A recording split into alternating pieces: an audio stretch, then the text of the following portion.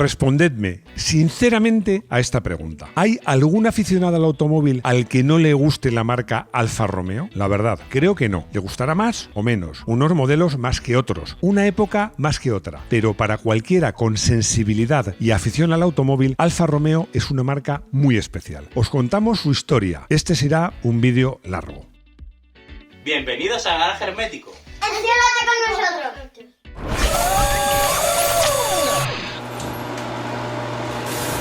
Os decía que aunque Rodrigo se enfade conmigo, este va a ser un vídeo largo. Y es lógico, porque es que Alfa Romeo es parte viva de la historia del automóvil. Fijaos, por ejemplo, que ha sido la marca que en realidad ha sido la semilla de Ferrari, que ha tenido unos extraordinarios éxitos en competición, que ha fabricado y sigue fabricando coches legendarios. Es una leyenda que, afortunadamente para todos, sigue viva, muy viva. Y además, pocas marcas tienen seguidores tan fieles como los alfistas. Pero ya sabéis esa frase que dice, algo tendrá el agua cuando la bendicen. Pues algo tendrán los Alfa Romeo cuando crean esas pasiones. Ya lo hemos dicho, entre otras cosas, una historia muy rica, innumerables éxitos en competición y excelentes modelos. Pero ya sabéis que en este canal hay una frase que repetimos siempre, que es: vamos a empezar por el principio. 1910 o 1920. En este vídeo Rodrigo me va a regañar mucho, porque va a ser largo, pero porque además voy a leer mucho el guión. Dice, cuando me agacho para leer el guión se me ve la calva. Pues oye, ¿qué le voy a hacer? Pero es que tenemos muchos datos que contaros. Por ejemplo, que la fecha, la que se considera fecha oficial del nacimiento de la marca, es el 24 de junio de 1910. Pero esa fecha nace la marca Alfa, que es Anónima Lombarda Fábrica de Automobili, el acrónimo de Alfa, pero que más tarde, en 1920, se fusiona con otra fábrica que se llama Società Ina Comandita Semplice Nicola Romeo e Compañía, que es propiedad de un señor que se llamaba Nicola Romeo. Y de la fusión de estos dos nombres, Alfa, que es un acrónimo, y Romeo, que es el nombre de un señor, nace este nombre tan bonito de Alfa Romeo. Habréis oído también que Alfa Romeo tiene origen francés. A alguno le chocará. Bueno, pues tiene unos ciertos orígenes franceses, que os lo voy a explicar ahora mismo, porque a finales, siempre digo que para entender la historia hay que ponerse en el momento. A finales del siglo XIX y primeros del siglo XX, Francia era probablemente en Europa y probablemente en el mundo una potencia en el mundo del automóvil. Francia yo diría que Alemania. Y entonces había una fábrica muy importante, lamentablemente desaparecida, que es Darrac. Darrac yo creo que se dice, quiso conquistar el mercado italiano, que era muy prometedor. Se instalaron primero en Nápoles y más tarde en Milán. Por cierto, que en Milán es donde hoy día todavía continúa Alfa Romeo. Santa Foglia. La historia de esta marca está llena de momentos delicados, lógico, una empresa que tiene más de 100 años, en lo que se toman decisiones atrevidas, valientes, pero que en su momento parecen una locura.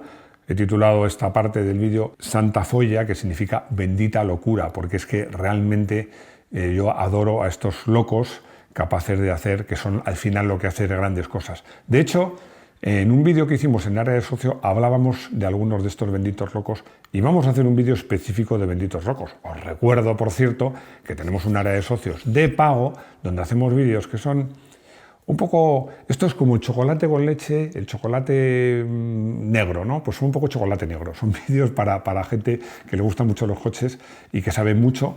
Y bueno, que es de pago, pero ojo, que es un euro al mes. No, 0,99, hombre. 0,99. Tiene toda la razón, Rodrigo. 0,99. Bueno, y uno de estos, vamos a retomar el hilo que me lío.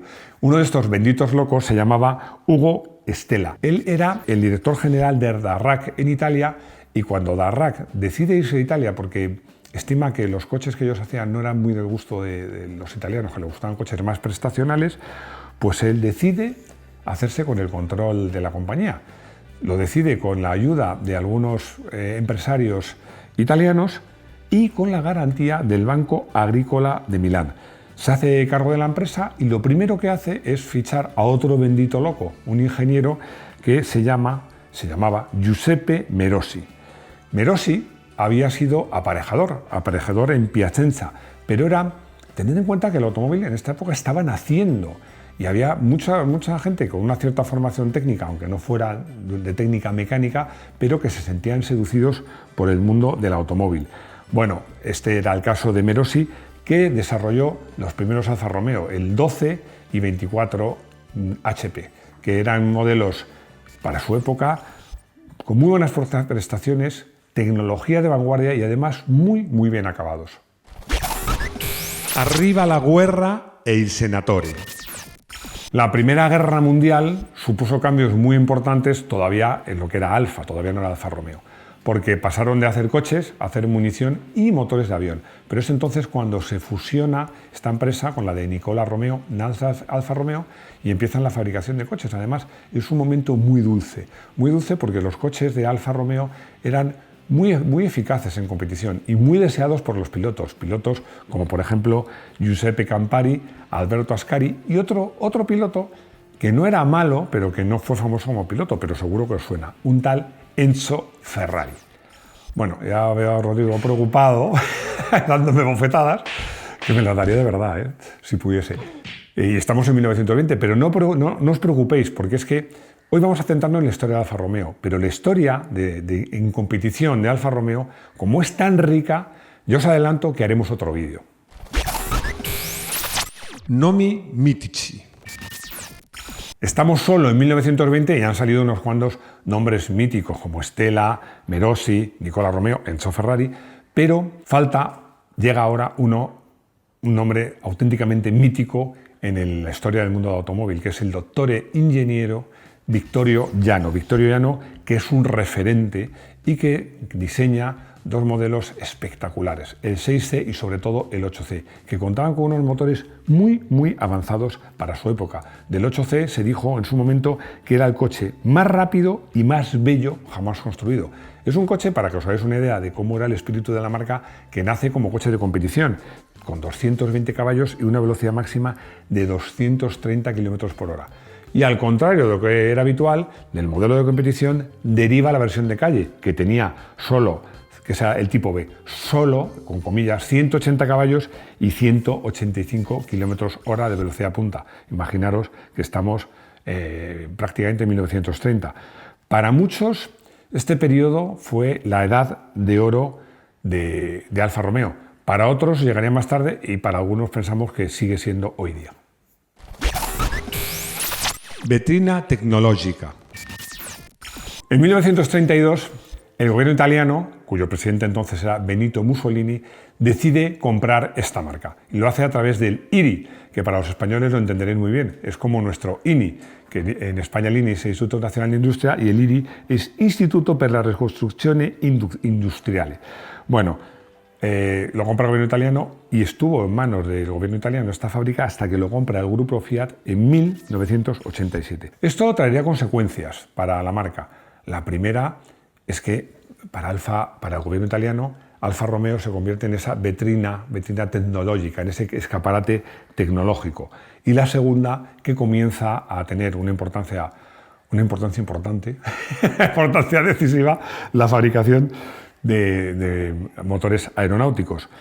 Pero es que además es en esta época cuando llega otro genio más, que es Gioacchino Colombo, que es padre del diseño del Alfetta, el Alfetta F1, que nace en 1937, pero que curiosamente conseguiría sus mayores éxitos deportivos, éxitos que fue ganar los 2 primeros mundiales de Fórmula 1. Ojo, que en esa época los 2 primeros mundiales solo había de pilotos, no de constructores. Pero es que este coche era extraordinariamente avanzado para su tiempo, tanto que cuando llegó la guerra, igual que por cierto hicieron con el 2 caballos, también los italianos los escondieron, además creo que una fábrica de quesos o algo así, lo he puesto por aquí.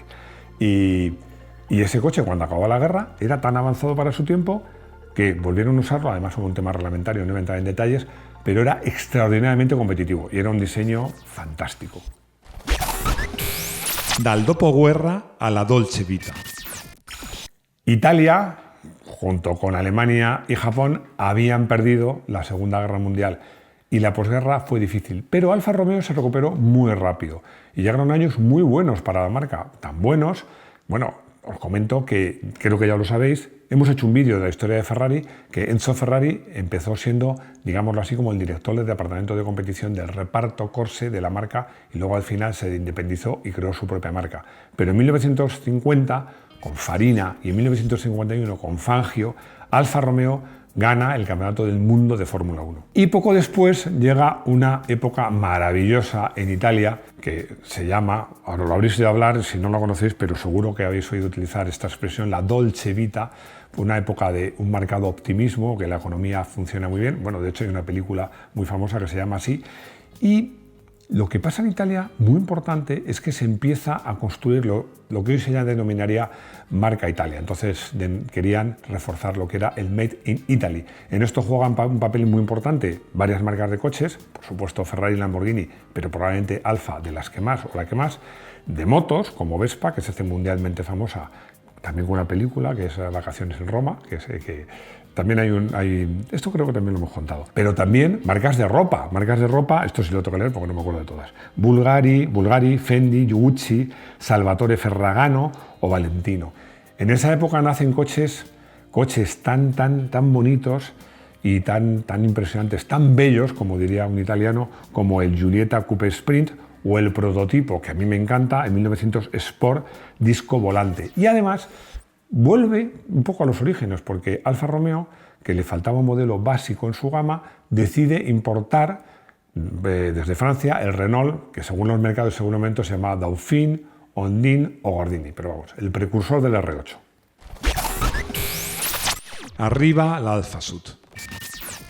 A ver, que nadie te engañe. Cuando se habla del invento del coche compacto, que es un compacto en Europa. Un compacto era un coche del entorno de los 4 metros o un poco menos cuando nació, pero un coche que tenía un aire un poco dinámico, no digo deportivo, pero que servía para todos, atractivo, buena estabilidad, buen comportamiento, que valía para todo. Y mucha gente piensa que quien inventó esta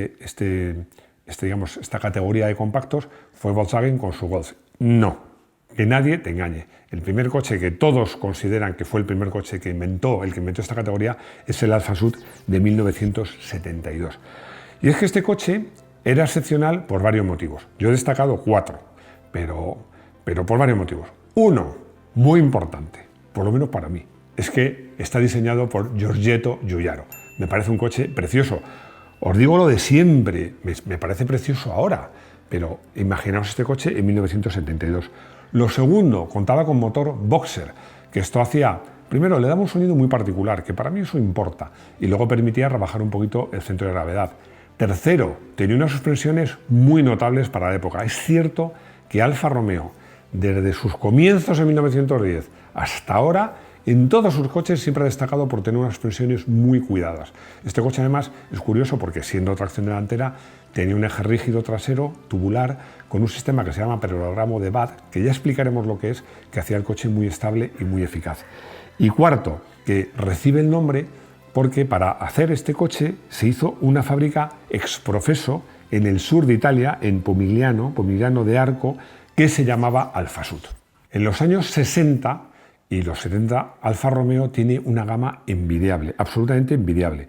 Los Giulia son coches excelentes, son, yo creo que una de las primeras, si no la primera, berlina deportiva europea, que era un coche muy práctico, era un coche muy capaz, con un buen maletero, pero con destacadas cualidades deportivas. Incluso, fijaos, que en esa época había un motor de solo 1300 que daba 100 caballos. Luego había versiones coupé del Giulia, los GT, los GT Am o GT América, pero bueno, de todo esto, como os he dicho, hablaremos en el vídeo que hagamos sobre Alfa y la competición. Y de esta época son 2 modelos que para mí también son claves en la historia de Alfa. Uno de ellos, el Spider, o Spider, como lo queréis llamar, que es el modelo más longevo de la marca, que además nació como dueto, con cola cortada, cola tronca, luego cambió, pero esencialmente el mismo coche. Y un coche que, por cierto, pudimos ver al natural, Rodrigo y yo, lo podéis ver en el vídeo de Atracón de Clásicos, del Classic Legend, o del Racing Legend de Cheste, estoy hablando, por supuesto, del Alfa Romeo Montreal.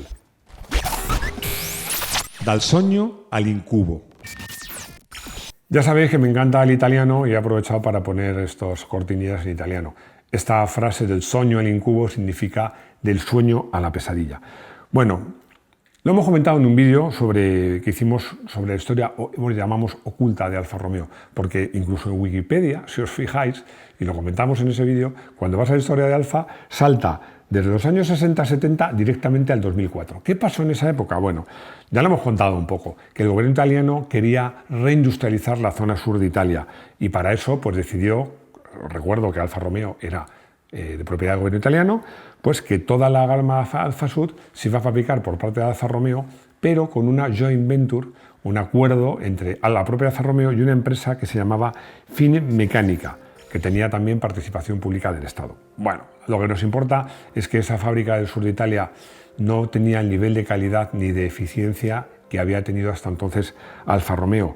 Y los coches no es que fueran malos, pero algunos daban problemas y esto deterioró un poco la imagen de la marca. Como siempre, eran coches técnicamente muy avanzados, muy bonitos, pero que eran coches un poco más problemáticos que la competencia. Pero, afortunadamente, todo esto empieza a cambiar en el año 1987. Sotto il controllo de la Fiat. Y es que en 1987 el grupo Fiat se hace cargo de Alfa Romeo y se pone dos objetivos.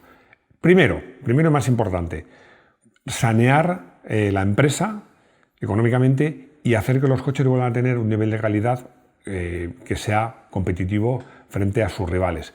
Y segundo, que la marca los modelos de la marca vuelvan a recuperar ese carácter y esa personalidad que tenía Alfa Romeo. La primera etapa comienza justo con la tercera serie del Alfa Romeo 33, también con la evolución de los eficaces, sobre todo Alfa 75, y luego con un proyecto de plataforma común, es decir, un acuerdo para hacer un chasis que fuera común para varias marcas con carrocerías y motores distintos. Esto era lo que se llamaba la plataforma 4, que era común para el Fiat Croma, el Lancia Thema y el SAC 9000 y el Alfa 164. Y también nace el Alfa 155, que no solo es un coche muy bonito y que va muy bien, sino que tuvo un sonado éxito en el campeonato alemán de turismo, como ya contaremos. En mi opinión, la segunda etapa empieza en 1996, con un modelo que es clave para la marca y diseñado por uno de mis diseñadores favoritos, que es Walter da Silva. Os estoy hablando, por supuesto, del Alfa 156. Todavía sigue teniendo tracción delantera, pero tiene, como os decía, que es algo que Alfa sabe hacer muy bien, unas suspensiones muy refinadas. En concreto, la suspensión delantera, de verdad, hay que verla porque es una verdadera obra de arte. Pero Alfa Romeo quiere mejorar y no se anda por las ramas. ¿Cómo mejorar lo inmejorable? ¿Cómo mejorar un diseño de Walter da Silva? Pues para mejorar un diseño de Walter da Silva, o por lo menos para igualarlo, solo hay una solución: recurrir al mejor. Y el mejor es, por supuesto, Giugiaro. Aparece el 159, que aparece en 2005 y que tiene motorizaciones de hasta 250 caballos y además, casi desde el principio, una carrocería que llamaban familiar o brea, como quería llamarla, Sportwagon, que también tuvo el 156, pero de una forma más tardía. La verdad es que fue un sustituto magnífico. Giulia ritorna.